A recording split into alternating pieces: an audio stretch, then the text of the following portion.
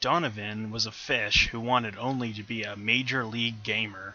All his life, ever since somebody had thrown a cartridge of Adventures of Lolo 2 into the ocean and he discovered it, it'd always been his dream. It took him many years for someone to throw in an NES that had also happened to be waterproof to run without electricity on the ocean floor, but eventually it did happen. And as he strived to get faster and faster times in his only game, he knew that what he wanted to do with his life was to be an MLG Pro Forever for Life gamer. His mother was very upset and said, "Donovan, why are you wasting your time with this? You should be doing what all the other fish doing, swimming, eating stuff, and then fertilizing eggs, and then dying, because our lives are completely pointless." But Donovan said, "No way, Mom.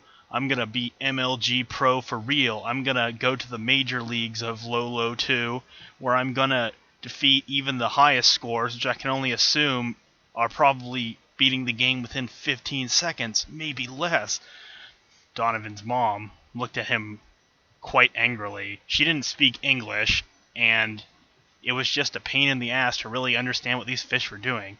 But one day, Darwinism took place, and he grew legs. This was finally his chance to become the MLG Pro he'd always wanted to be. So after he crawled out on the beach, he looked around himself. He was in sunny California, the perfect place to make it in the MLG-type tournament setting. So he went down to the game store that he saw from the beach, which was fortuitously directly across from where he crawled out, and went inside. "Tell me about the top players of Lolo 2, he said to the fat, balding man sitting at the counter. The man looked at him and chuckled. "Oh, you dumb fish. Do you really think people are still playing Lolo 2? Hell no. Nowadays it's all about Kickmaster." Presenting a copy of Kickmaster on the NES, Donovan was shocked. He'd spent so long playing Lolo 2 that he didn't even know if he would be able to adapt to Kickmaster. He'd never heard of it, he'd never played it.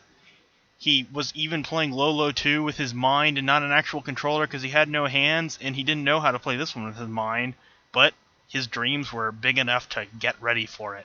So he put the cartridge in the system he bought from the fat balding man and got ready for the big tournament. It took him 3 years to really get the in and outs of the game Kickmaster, which, as anyone who owns an NES knows, is the all-time classic, making Super Mario Bros. 3 look like some kind of freaking garbage. Make it look like Frantic Ant on the SNES. That's just how bad it is. But so soon the time came when he was going to show the world what he was made of at the International Game Awards. So Donovan decided to do a live stream of his Kickmaster skills to really just set the scene to show the people of the world what he was up to. So as he streamed his mighty stream, gaining up to 500 million viewers at its highest point, he got an offer from Team Good Game to join and represent the great country of Sweden in the MLG Pro Tour. So Donovan knew that this is exactly what he needed to do. Not only did he learn the game so well and needed a way to play it with, he also knew that Sweden was a great center of multiculturalism where nothing bad ever happened. So finally, the event took place. Him and his team. There was Asian Mike, Johnny the Screwfinger, and of course, the best player of them all, next to Donovan himself, of course, was Gary the D-pad Luciano, who could press the D-pad at a rate of 500 times per second so quickly that he'd never lost a game of Mario Party 2.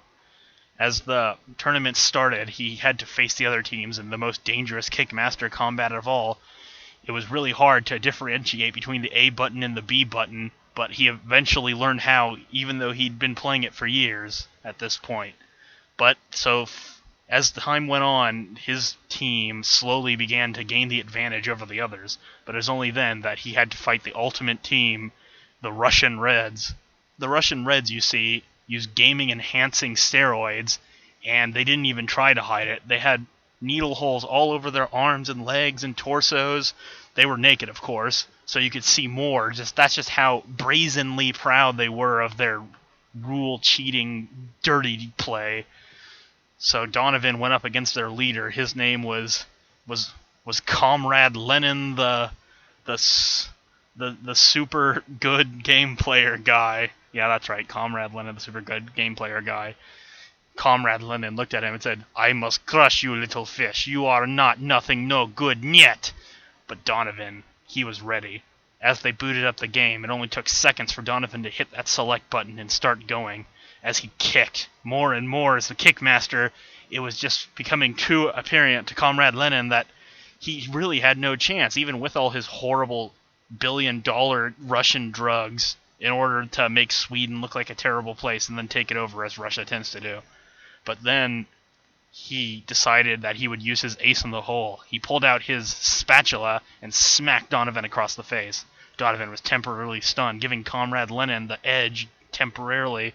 It was then that Donovan had to unleash his ultimate fuel for gaming. He drank his Mountain Dew, and he ate his Doritos, and he gained gaming power that had never been known before. It looked as though his hands were a blur as he pressed the buttons, faster than anyone could ever think that was even possible.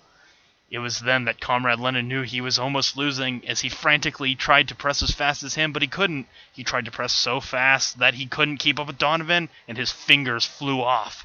Comrade Lenin fell to the ground screaming, as Donovan had beaten his score in Kickmaster.